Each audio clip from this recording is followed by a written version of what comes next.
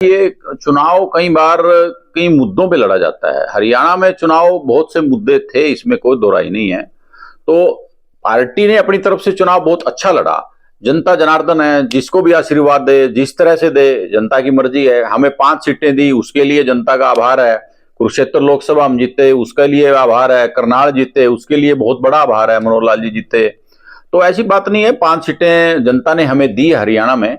अभी 4 महीने बाद अक्टूबर में विधानसभा का चुनाव है, और मुझे लगता है कि विधानसभा में सरकार को दोबारा से लोग हरियाणा में भारतीय जनता पार्टी की बनाएंगे, क्योंकि जिस तरह से कल्याणकारी योजनाएं गरीब आदमी से लेकर हर वर्ग के लिए भारतीय जनता पार्टी ने बनाई हैं, बहुत अच्छी योजनाएं हैं जिनका लंबे समय तक असर रहेगा।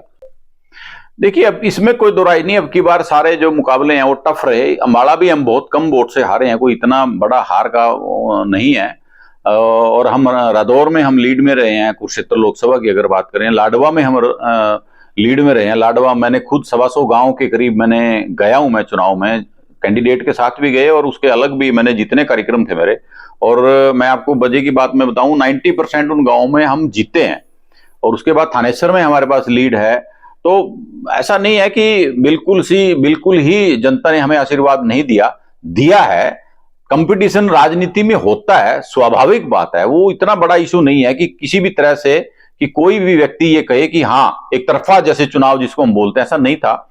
जनता जनार्दन है। अब उन्होंने हमारे को जहां जहां आशीर्वाद दिया है, अब 43 सीटों पे हम प्रदेश में जीते हैं। तो मुझे लगता है कि आगे आने वाले विधानसभा चुनाव में इस बात का असर पड़ेगा।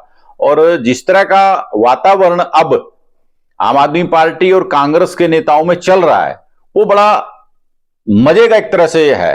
अब जिस दिन से चुनाव हारे सुशील गुप्ता जी, प्रदेश अध्यक्ष हैं आम आदमी पार्टी के, उन्होंने कहा जी हमने तो 90 की 90 सीटों पे आगामी विधानसभा चुनाव लड़ना। हमें पता था इस गठबंधन का क्या आगे भविष्य होगा, ये पता था, क्योंकि ऑलरेडी ये पंजाब में बिखरे हुए थे। कांग्रेस अलग लड़ रही थी, आम आदमी पार्टी अलग लड़ रही थी।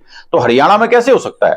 तो हरियाणा में ऐसा बयान आना, तो इनके कांग्रेस के जो लीडर इतने लगे हुए थे इनके साथ, उनके लिए बहुत गलत एक तरह से संदेश गया।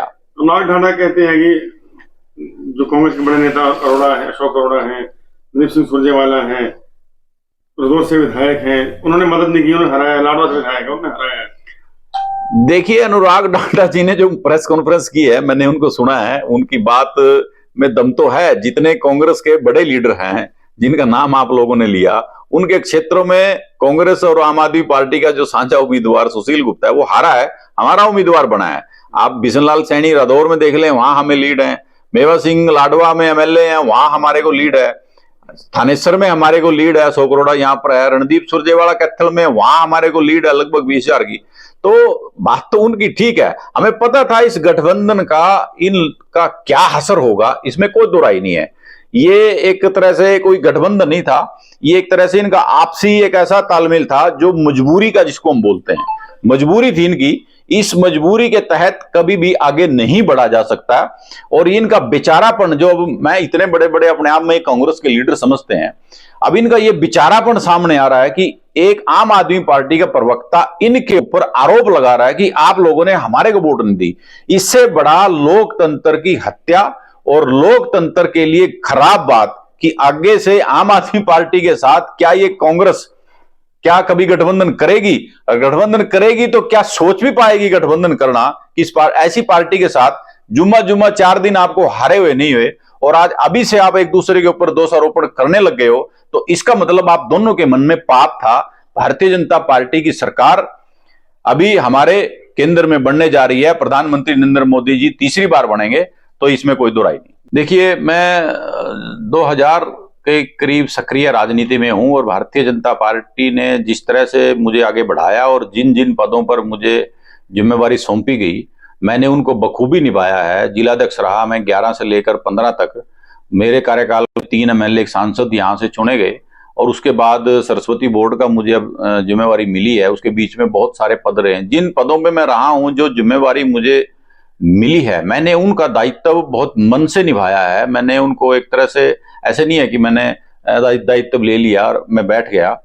मतलब एक देसी उसमें अगर बात कहें तो हमने बहुत मेहनत करके काम पार्टी का आगे बढ़ाया है। और पार्टी अगर लाडवा से मुझे चुनाव लड़ाती है तो बहुत अच्छी बात है। मैं चुनाव लड़ने के लिए भी तैयार हूं। राजनीति में आदमी आता ही इसलिए है कि वो चुनाव कहीं ना कहीं लड़ता ही है। तो मेरी इच्छा है कि मैं वहां से तैयारी भी कर रहा हूं और अब की बार हमने मेहनत भी सारी टीम ने की है। बाकी टिकटों का जो काम है वो केंद्रीय नेतृत्व हमारा पार्लियामेंट्री बोर्ड करता है।